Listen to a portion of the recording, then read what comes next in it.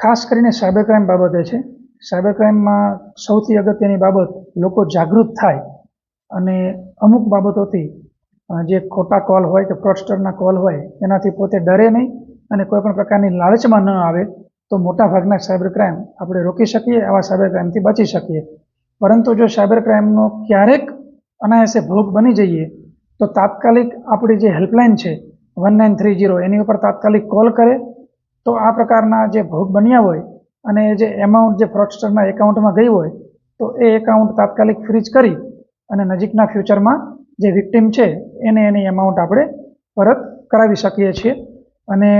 ગુજરાત રાજ્યમાં ગુજરાત પોલીસ દ્વારા આ પ્રકારની ઘણી જે ફ્રોડસ્ટરના એકાઉન્ટમાં પૈસા ગયેલા હોય એ ફ્રીઝ કરી અને વિક્ટિમને ઘણા બધા પરત અપાવેલા છે। એ જ રીતે ખેડા જિલ્લાની પોલીસની કામગીરી પણ આ બાબતમાં ખૂબ જ અસરકારક રહી છે। આપને એ બાબતે જણાવતા મને આનંદ થાય છે કે 2023ના વર્ષની વાત કરવામાં આવે તો જે સ્ટેટ પોલીસે જે એમાઉન્ટ હોલ્ડ કરાવેલી એમાં 17.93% એમાઉન્ટ જે છે એ પરત કરાવેલી અને એમાં પણ 2024ની વાત કરીએ તો સમગ્ર સ્ટેટ પોલીસ સક્રિય થઈ અને આ પ્રકારના જે ફ્રોડસ્ટરે જે એમાઉન્ટ સાદા નાગરિકો પાસેથી, નિર્દોષ નાગરિકો પાસેથી જે ખોટી પદ્ધતિથી મેળવેલી હોય એવી 46.42% એમાઉન્ટ ખૂબ જ ઓછા સમયની અંદર વિક્ટિમના ખાતામાં પરત કરાવવામાં આવેલ છે। એટલે 2024ના જો આપણે આંકડો ગણીએ તો ટોટલ 114.90 કરોડ જેટલી એમાઉન્ટ જે છે એ હોલ્ડ કરાવેલી પોલીસે અને એમાંથી ખૂબ જ ઓછા સમયગાળામાં જે તે વિક્ટિમ છે એને 53.34 કરોડ જેટલી રકમ વિક્ટિમને પરત કરાવેલી છે અને જે બાકીની રકમ જે છે એ પણ કોર્ટના માધ્યમથી અને બેંકના માધ્યમથી પરત કરાવવાની કાર્યવાહી ચાલુ છે। ખેડા જિલ્લાની આપણે વાત કરીએ તો 2023ની અંદર આ પ્રકારના નિર્દોષ નાગરિકોના જે સાયબર ફ્રોડસ્ટરે જે પૈસા મેળવી લીધા હોય એવી 3,38,47,349 જેટલી એમાઉન્ટ હતી। એ પૈકી આપણે 65,51,746 રૂપિયાની એમાઉન્ટ ખૂબ જ ઓછા સમયની અંદર રિફંડ કરાવેલી અને 2024ની જૂન મહિના સુધીની વાત કરીએ તો 2,49,49,102 રૂપિયા આપણે ફ્રોડસ્ટરના જે એકાઉન્ટ હોય એમાં ફ્રીજ કરાવેલા છે અને અત્યાર સુધીમાં 6 મહિનાની અંદર જ ટોટલ 84,41,901 રૂપિયા આપણે જે વિક્ટિમ છે, જે નાગરિકો છે એના ખાતામાં પરત કરાવેલા છે। બીજી અમુક ફરિયાદો એ પ્રકારની મળતી હોય છે કે જેની અંદર કોઈ નાગરિક આવે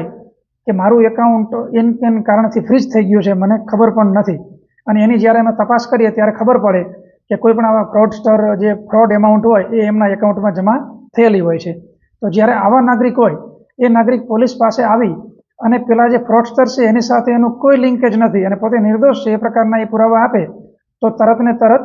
એ અનફ્રીજ કરવાની કાર્યવાહી કરવામાં આવી રહી છે અને આવી કાર્યવાહી કરવામાં આવશે। એ સિવાય માનનીય ડીજીપી સાહેબ દ્વારા એ પણ નિર્ણય કરવામાં આવેલ છે કે આ પ્રકારના જે કોઈ એકાઉન્ટ હોય કે જે વ્યક્તિ છે એની અંદર ફ્રોડસ્ટર દ્વારા કોઈ એમાઉન્ટ જમા પણ થઈ પરંતુ એ એકાઉન્ટ જે છે એ કોઈ વ્યાપારી છે, કોઈ નાગરિક છે કે પોતાના રેગ્યુલર જીવનની અંદર વાપરે છે તો જે ફ્રોડની એમાઉન્ટ છે એટલી જ ફ્રીજ કરી અને બાકીની એમાઉન્ટ વાપરી શકે એ પ્રકારની પણ જોગવાઈઓ કરવામાં આવેલી છે અને એ બાબતમાં પણ પોલીસ સક્રિય રહી અને કામગીરી કરશે। ખેડા જિલ્લા પોલીસ દ્વારા school, college, senior citizen club, library તમામ જગ્યાએ આપણે ઘણા પ્રમાણમાં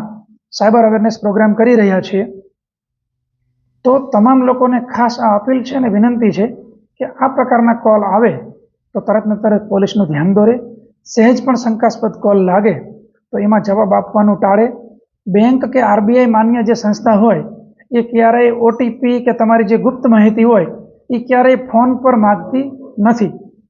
તો આ પ્રકારની કોઈ પણ લાલચમાં આવવું નહીં। ક્યારેય લોટરી કે કોઈ પણ પ્રકારની અસંખ્ય પ્રકારની લાલચની એમો છે સાયબર ક્રિમિનલ્સની, તો કોઈ પણ પ્રકારની લાલચમાં ન આવવું। અન્ય એ લોકોની એમો એવી છે કોઈ પણ પ્રકારને તમને ડરમાં મૂકવામાં આવે પોલીસ દ્વારા કે કોઈ પણ એન્ફોર્સમેન્ટ એજન્સીના નામથી અથવા તો કોઈ પણ પ્રકારના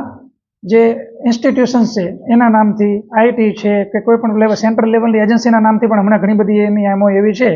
કે વ્યક્તિને ડરમાં મૂકી દેવામાં આવે છે અને પછી એની પાસેથી પૈસા પડાવવામાં આવે છે। તો આ પ્રકારના કોઈ પણ ડરમાં આવવાની જરૂર નથી। તરત ને તરત જે તે વ્યક્તિએ પોલીસનો સાયબર ક્રાઇમ પોલીસ સ્ટેશન અથવા સાયબર ક્રાઇમ જે હેલ્પલાઇન છે એનો સંપર્ક કરવો તો આ પ્રકારના સાયબર ક્રાઇમ આપણે અટકાવી શકીએ।